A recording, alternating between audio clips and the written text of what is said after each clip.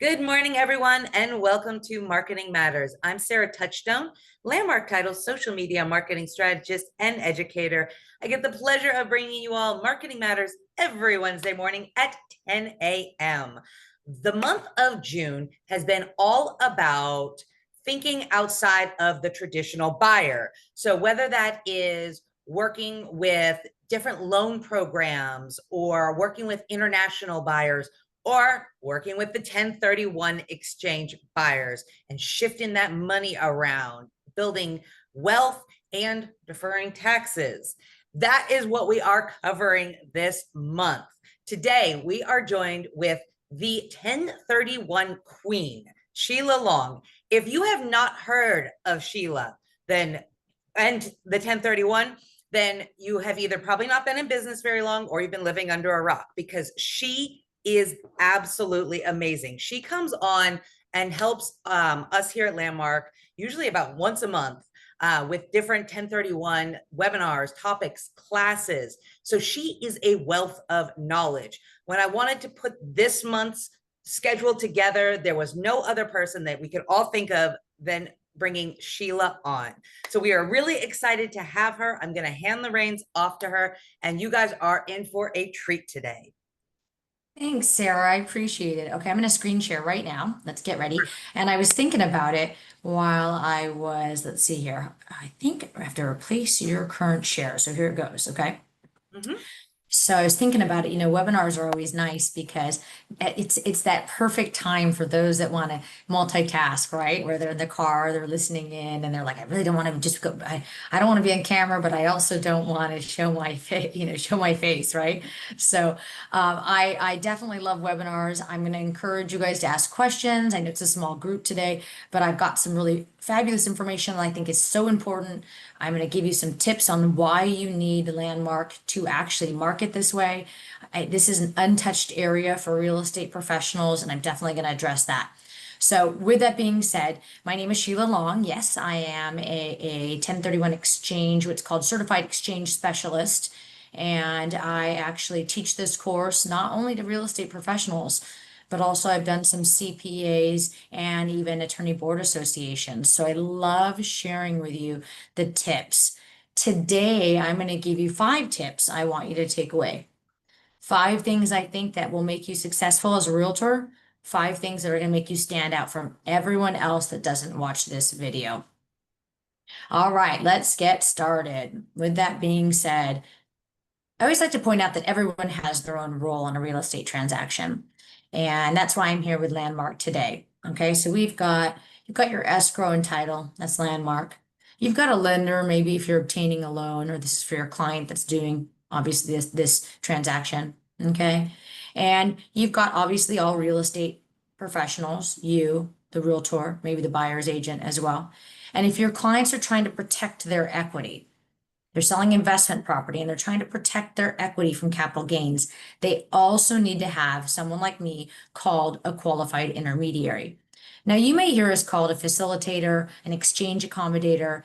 What is that? What do we do? We actually are a third party next to escrow that facilitates the exchange, follows the rules under the Treasury regulations.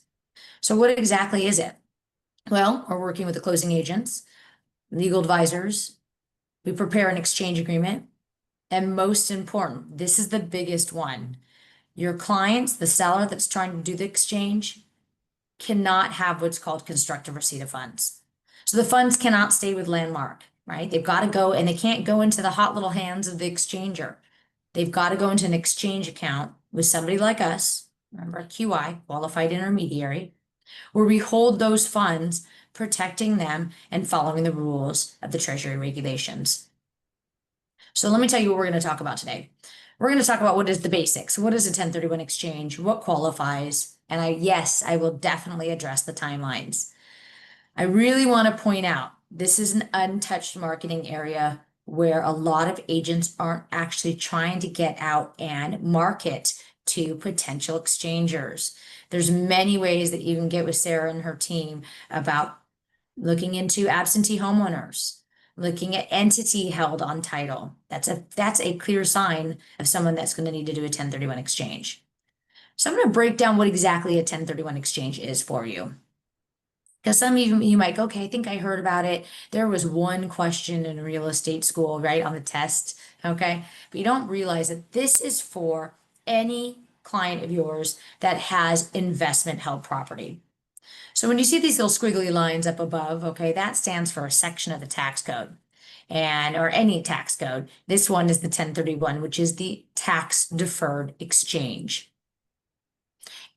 This statement, okay, this code has requirements. And the requirements, there's a tongue twister for me this early morning, that are that both the property sold and purchased must be held for investment. What does that mean? Raw land, maybe commercial, residential, that used to be their primary home. Okay, how about mixed use? What about that duplex where they live in half and they rent out the other half? Can that qualify? Or the working ranch or farm. I do a lot of that in Northern California. And so I see that quite often where someone maybe lives on 1 acre of the 20 acres and it's an apple orchard, but they have a primary home on it. Well, guess what? Those other acres would qualify for a 1031 exchange. So again, at the time a property is sold and at the time the property is acquired, it must be held for investment. The property sold and purchased must be of like kind. Well, this is one of the 5 tips I'm going to give you today. And this is actually one of the biggest misused terms in our industry. Number 3, there must be an exchange as distinguished from a sale and a purchase. You're like, what does that mean? Well, guess what? Your clients can't just sell a property and then go buy a property. That's a sale and a purchase. So what distinguishes the difference? Well, working with a qualified intermediary, setting up the exchange, letting escrow know as well before it closes. So this is an area where a lot of people make mistakes on. So I always like to point that out. Make sure you understand that your clients can't just go sell that raw land and go buy that single family home without doing an exchange. That's a sale, that's a purchase. It has to be established in order to qualify for the tax deferral. So I'm going to show you the tax code. I always like to point this out, and I want to let you know what this should say, not what it actually states. All right. A lot of people mix this up. I think it's really wordy here. So I'm going to tell you what this really should say. Okay. This tax code should say any taxpayer, U.S. citizen or foreign national, so long as they have a tax ID number, that means they're paying taxes in the U.S., can sell investment property, and no gain or loss shall be recognized when they sell and acquire equal or greater in value replacement property. Okay, what does that really mean? Okay, so no gain or loss shall be recognized when any taxpayer sells investment property, buys any other type of property of equal or greater in value. Here comes tip number 1. Let's break that down right now. I want you to remember the equal or greater concept. So I mentioned to you there's going to be 5 things I want to talk about today. And I do want you to understand this equal or greater. This is a big area where a lot of exchangers or taxpayers make mistakes on, okay? What this states is that if they want to have no gain or loss, so everything protected, they must sell and replace everything. That means they need to sell, let's say they sold for $500,000. They need to replace everything except closing costs. This is where you're going to like this. Okay, realtors, pay attention to this because you're going to benefit in a minute. So a taxpayer has to sell. Let's say they sell for $500,000. They must replace something called the basis, what they bought it for. Yes, they must include that original down payment. Okay, they can't touch anything. No benefits here for us taxpayers. All right, so they must replace the basis. Got to replace the gain. That's the equity. That seems obvious, right? But what about that mortgage? They must replace the mortgage. Okay, so you see this right here. They sold for $500,000. They had $35,000 in closing costs. Where did I get this number? I just grabbed 7%. It could change, obviously, based on the escrow title, your compensation. Let's say they had debt of $200,000, and the cash proceeds they would have received would have been around like $265. Okay, see these numbers here? Okay. That means they need to, if they are going to protect all of their equity, they need to replace their basis, what they bought it for, their equity, their gain, and the debt. This is one where your clients struggle with. They think, well, we could just pay off the debt, right? And go buy for 265 or more. Think of it this way. That's too much benefit for us taxpayers. If we think we can just pay off the mortgage and then just take the cash and not pay taxes on it and buy something for a little bit smaller, that's a benefit. The IRS states again in this tax code, no gain or loss shall be recognized. How do we do that? Well, no gain or loss shall be recognized if we acquire equal or greater in value. Now, I want to address this. Anything less can be done. It's called a partial exchange. They do need to replace the loan with new loan, outside debt, seller financing. Maybe they won the lotto last week. Okay, I always joke and say that. All right, anything they can bring outside cash or get new financing. And yes, rates are maybe a little bit higher. Okay, but if they want to protect all that equity, they better replace the mortgage with outside cash or new debt. All right. So I did want to give you this favorite tip here. Okay. It is less closing costs. And again, I'll encourage you to put some questions in the chat. Sarah will be watching that because a lot of you go, okay, what counts as closing costs? Here's allowable expenses right here on the screen. My favorite one is compensation. All right. That means that your clients must reinvest equal or greater in value, less everything on this screen. Guess what that means? Your compensation. It's an allowable expense. They sold for 500,000, less your listing fee, escrow title fees, transfer tax if they're in an area that has transfer tax. I'm going to give you some really great news here too on the buy side. This is a great opportunity for you realtors to consider finding partners in other states like California, where we know everything's twice, 3 times as expensive as Arizona and Nevada. Okay, think of this. If you can get out there and market to a realtor in another state, letting them know, hey, you're a professional in Arizona or Nevada or wherever you might be today. Okay, letting them know, listen, if you have clients that need to come over here and need replacement property, I'm a realtor, I'm being you today, that understands the 1031 exchange. These 5 tips I'm going to give you today are going to make you dangerous. This is a great opportunity for you to get potential buyers because guess what? Buyer paid compensation out of exchange proceeds is also an allowable expense. Let me say that again. That means your clients must buy equal or greater in value using the proceeds to acquire new property, paying you compensation as well, allowing it to reduce what they must acquire for. This is a big area. This was the #1 question I got in August. Remember that day in August where NAR said, hey, listen, things are changing a bit with compensation. It's negotiable. The #1 question I received from buyers already in an exchange where we were holding their proceeds, Sheila, can I use my exchange proceeds to pay my buyer to represent me so I have good representation? Yes. Okay. This is a really great opportunity. I want to get your mind and thinking about this. Okay. Because I remember back in the day, everyone was like first time home buyers, but now you're like, how are they going to pay me? Right. So this is really one of those areas. Guess what? You can get the compensation for listing the property as well as acquiring it, or partner with somebody that's selling a property in another state that wants to come out to find other real estate, maybe multiple properties as well. Here comes tip #2.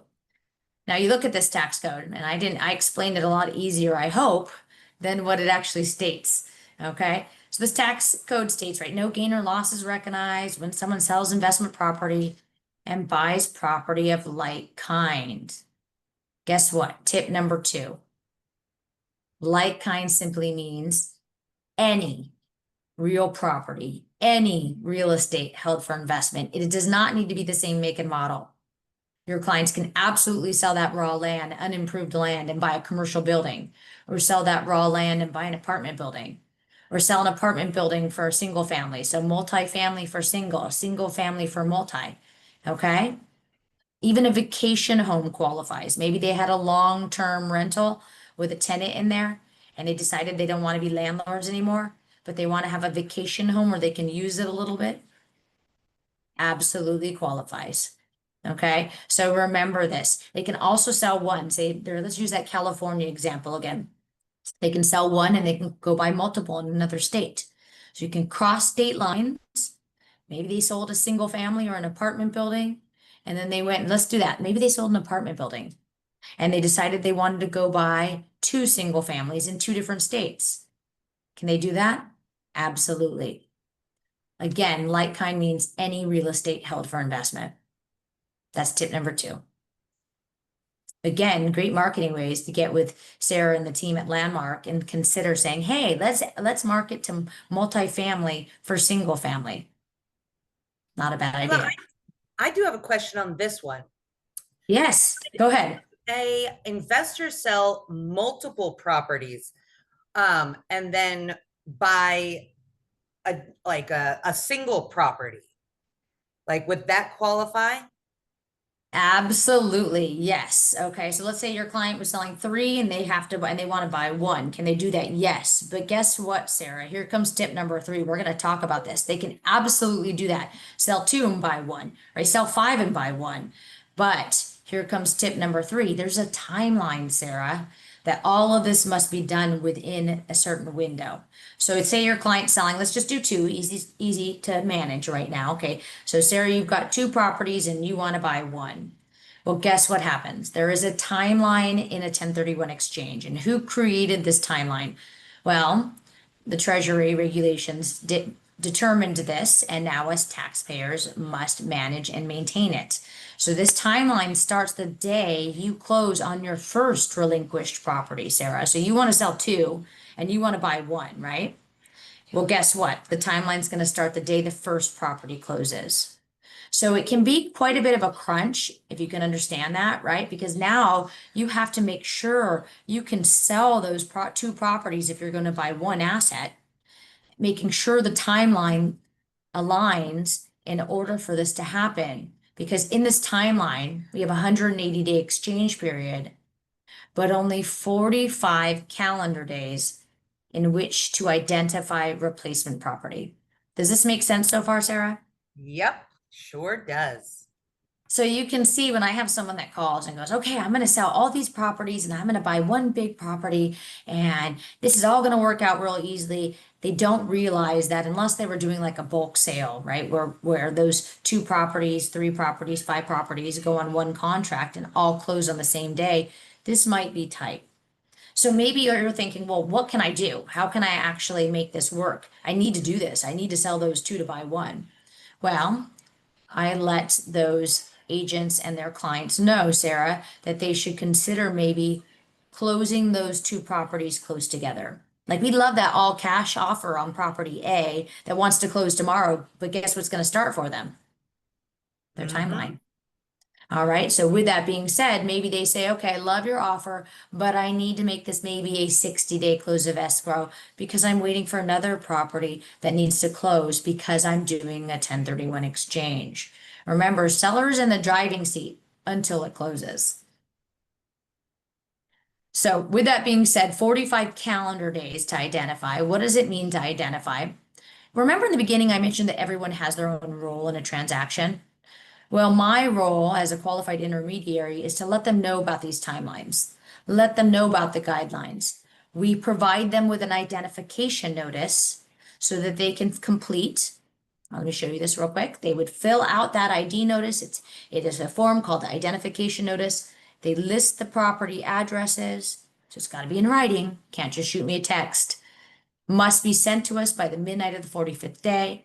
Must be signed and dated. That's a big one. That's why an email won't work. And must be canceled in the same manner. How do you cancel it? Write on that ID list. I no longer wish to purchase any of these properties. Okay, simple enough. But it isn't as simple as people think, and that is why everyone has their own role in a transaction. We, as the qualified intermediary, make sure they're doing this correctly. We do not say, hey, figure it out now, right? We're going to stay by their side. So for my realtors listening in here today, think of it like your lender partners, right? Your lender partners are helping make sure that all the paperwork work is in. They're making sure they're watching the interest rates. They're locking those interest rates in with the transaction. You're not doing that. I also want you to think about this today. You are here to learn, to educate, but don't feel that you need to do all of this. Everyone has their own role in a transaction. And we go through this very carefully and stay with the taxpayer that's doing the exchange from start to finish. Okay, so again, they must identify within 45 days and they must close on one of those properties they identify within the 180. No extensions or exceptions are on these timelines unless there's a natural declared disaster. Okay, so I've given you 3 tips so far, right? I told you I want you to remember the equal or greater concept, the true meaning of like kind, the critical timelines, and number 4, most important here, your clients must set the exchange up before close of escrow. They can't get to the signing table with Landmark and say, how does that 1031 exchange work? Okay, that's when escrow, have you had that happen before, Sarah? Oh, I'm sure that we have. Yeah, see, Sure it's we have. definitely one of those things where it is best that the taxpayer that wants to protect their equity from capital gains sets the exchange up in the beginning. Don't wait till close of escrow. It is one of those mad dashes, because here's what happens. The tax code states that the exchanger must enter into exchange agreement before the date of transfer, and all parties must sign. So even though it doesn't affect the other party, right, your client's the seller, and they're doing the 1031 exchange, well, guess what? Their buyer has to sign it as well. And you know how that is. Sometimes the other party signs their documents and they go off on a cruise in the middle of the Atlantic and no one can find them because they have no Wi-Fi. All right, so make sure you understand this. This is very important. The exchange must be set up in advance. Last little tip here, okay, before we open up for questions. I just want to make sure you watch out. Tip number 5, watch out for credits. There is, besides compensation, okay, remember compensation can be paid to both parties. That's an allowable expense.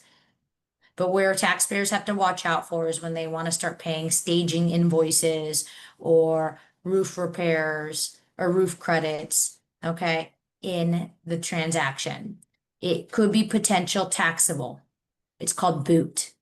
Boot means any cash not used for the acquisition of replacement property. So if they don't replace that mortgage, it becomes mortgage boot. Okay, taxable. Yeah, even though the bank held it, we're gonna pay tax on it. They want to pay off all these invoices through escrow. Sure, we'll sign off on it. No problem. Don't think anything of it. We'll sign off on it. But it could be potential boot. Now, again, this is not, you're obviously not giving tax advice. I have to say that too. I can't either.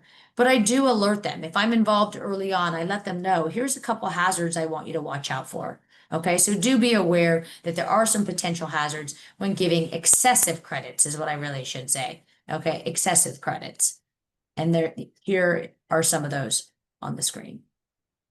All right, so I do want to let you guys know as we are getting ready to open up for questions here, but I do want to make sure that you're aware there is so many benefits for you as realtors to understand this. This is a great way for you to represent both clients. Get with Landmark. I challenge you. If you can just try to obtain one investor listing a month, just one, it's potentially 24 more transactions a year. Why? In a 1031 exchange, when they sell, they've got to buy again. Okay. Also consider getting with a realtor in another state where you know they might come to your state and they want to buy multiple properties. Maybe they want to sell one in California and buy 2 or 3, right, in Arizona. This is a great opportunity for you to serve your clients, existing clients, with no geographical limits and really standing out from the crowd. Okay, do make sure that you consider this marketing in this way. So again, just as lastly, I want to let you guys know, remember the 1031 exchange is for investment to investment. Okay, so it's not for the primary home, guys, not the strict primary home unless they moved out of it and it's currently a rental. Okay, tax code is for investment to investment property. No gain or loss shall be recognized if when your clients sell and buy again of equal or greater value. They do a 1031 like kind exchange, meaning any real estate for another, not same make and model. Great ways to market again, hint, hint. Okay. Remember, there's a timeline that must be managed where they have to identify within 45 days and close within 180, and they cannot change that list after day 45. They must buy something on that list. Remember, they must close the exchange. They must set the exchange up within and before close of escrow. Okay, when do you want to get us involved? I say the sooner the better because I can warn them about the potential hazards on too many credits. Okay. And a lot of times they're like, I don't want to bring in that dusty checkbook. Let's just do an invoice through escrow. And again, we will sign off on anything that is part of that escrow. Those invoices to stagers, no problem, but we do have to give them a disclaimer. Listen, this could be potentially taxable. Talk to your CPA. So remember those 5 tips right there. All right. And I want to pass it back off to well, before I do, I want to share my information. I still love phone. It is my favorite form of communication. Okay. I want to let you guys know I'm actually in sunny Hawaii right now on vacation and working right now, but my voicemail will have an alternate contact. I'm here because of Sarah specifically. When she said this, I'm like, you know what? I'm 3 hours earlier. I will get out of bed for Sarah. All right. So I want to let you guys know if you like what you heard, feel free to send me an email. Say, Sheila, send me that outline. Put my phone number in your phone, 1031 Sheila. You will forget my name. I will always speak to you, even if your clients are working with another qualified intermediary and you just want to sound dangerous. Please reach out. I'll never make you feel like any question's a bad one. So thank you, Sarah. I appreciate it. I'm going to give it back to you. Thanks, Sheila. This was such a good presentation. Like, I feel like being in the real estate industry for so long, like I kind of have an idea of 1031, but then, in my mind, I always overcomplicate it. So this was such a good, solid foundation. Like you made it so incredibly simple. So if you guys do I'm have any questions, please reach out. I know a lot of times you guys just like asking questions after the webinar, and Sheila was so gracious to give you guys all of her information. Sheila, I do have a question because you talked a little bit about, working with out-of-state investment buyers. What are some of the ways that you've seen over the years that real estate agents have been able to attract those buyers from out of state, or even, investment buyers here in the Phoenix area? Yeah, that's a great question. So a lot of times everyone's focused on what's right there in front of them. I think realtors are like, okay, let's get through the current transactions. Maybe we're marketing to our own neighborhoods, but really, and I know your sales team, your business development managers have the ability to pull lists of properties where, and this is the big tip, okay, where they are absentee homeowners. Or if you see on title, it's not John and Jane Doe, but it's ABC LLC. I'm going to guarantee 99% of the time those are investors. And by targeting that, I actually sold a investment property in Florida. My husband and I sold a property, and the reason why we used the agent is she kept sending me postcards. And I thought, you know what, I don't have to open up these envelopes and read everything. And I would file them away. And I remember when it was time to list it, I was like, where's that realtor that sent those great postcards? And I found her and I said, listen, I want to let you know your marketing piece was amazing. And you sent it enough times. It was like, once a quarter, that by the time I had it, or I saved a few of them, I used her. So I'm strongly going to suggest, as realtors, you find a great partner out of state, get to know them, meet and greet, say, hey, listen, if I have anyone, I'll refer to you.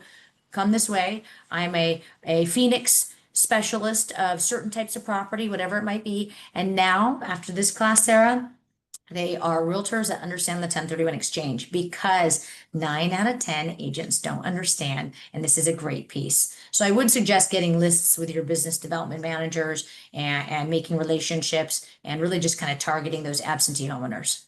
Absolutely. And then LinkedIn for out-of-state realtors, that is an excellent resource as well, because you can kind of start the conversation. You get an idea of what their business looks like, if they're active. So that's always a really great place to find out-of-state buyers or out-of-state agents who work with out-of-state buyers. But yes, and then please get with our businest development managers. Sheila, that was an excellent tip on look at who's actually on title, the LLCs. Most individuals are not going to set up an LLC for their own private residence. So I love that. That was such a good tip. And then, of course, here at Landmark Title, we have investor discounts on all of the title fees. So we're definitely a great company to help you when it comes to working with those investors. And sometimes those investor discounts, they are really, really good. So ask your business development manager, ask your escrow officer, and yeah, let's help you build a amazing business because you are now the 1031 experts. All right, if you guys do have any questions, please reach out. Sheila, right now there is no questions in the chat, but I am going to wrap up with some other classes that we have coming up. We always do such fun and amazing things here at Landmark Title. So I like to make sure that on Marketing Matters, you guys hear all about it. And if you miss Marketing Matters, you can always find out what upcoming classes we have on our website at ltaag.com/events. We've got, of course, great information coming up the rest of this month. We're going to cover FERPTA next week, and that is working with internationals, right? Foreign. So that's going to be really great information as well. And then we'll wrap up the month with specific marketing to investors. We talked a little bit about it on all of these webinars, but we're going to really dive into the actual content that you can create when in working and trying to attract those investments. And then, of course, speaking of markets, we've got Tina Tambor coming on webinar tomorrow. This is from 1 to 2:30. Scan that QR code or reach out to your business development managers for that registration link. Please pre-register for this so we have an idea of who is coming. This will be live on Zoom and you will not want to miss it. Our market has been super interesting. I personally love market updates as well because I like knowing what's going on. And then on June 18th, we have 3 hours of disclosure for you, managing the home inspection. This is going to be at Total Wine over in Surprise from 11 until 2. A lot of times when we do these at Total Wine 2, after the class, there is a little wine tasting event, not before, because you got to get this information, but after there is wine tasting. So not only will you get education, credits, but a little bit of festivities at the end to celebrate. So that is June 18th. Scan that QR code or reach out to Renee to register for that. And then looking ahead to July. Yes, July is coming quickly. July 8th, we'll be at the Atrium at Arrowhead talking about Canva's latest tools. Canva is such an amazing just catch-all for all marketing. And every year they introduce new tools within the Canva tool belt. So some of the tools that they released this year, I think are going to just blow your mind when it comes to marketing for your real estate business. So please come on out to this. I know it's July, but guess what? We have good air conditioning inside our training rooms. So if you are in town, this is going to be July 8th from 9:30 until 11 at the Atrium at Arrowhead. And then we have another online class. Last week, we did have Adam on talking about alternative loans, and we're going to have him back again. We're going to expand. It was, we do Marketing Matters is like just a kind of a taste of these different tactics and tools, but we're going to have him back on for an entire hour on July 9th from 11 until noon. Scan that QR code and get registered for that or reach out to Patty. And then, of course, even though it's summer, we still have our home tours. We love consistency at Landmark Title. So third Thursdays, we've got our Moon Valley, and fourth Wednesdays, we have our Biltmore Luxury. If you're in town, please come on out and attend those. And then, of course, summer is an amazing time to really dive into how you are marketing your business.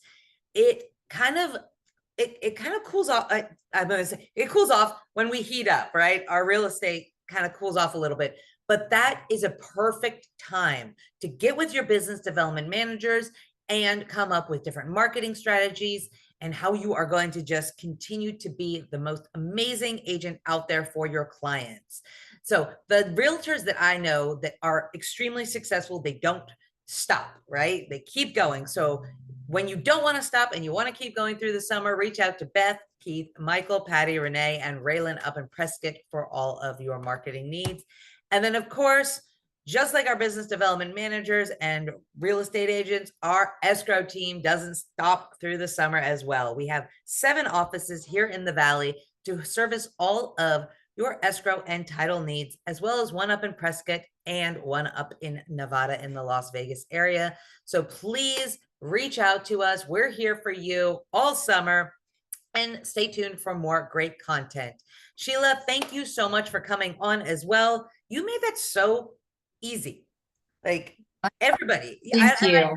I feel like everybody that was on and everybody that's going to watch this recording, they are going to walk away and be like, oh, I am a 1031 expert now.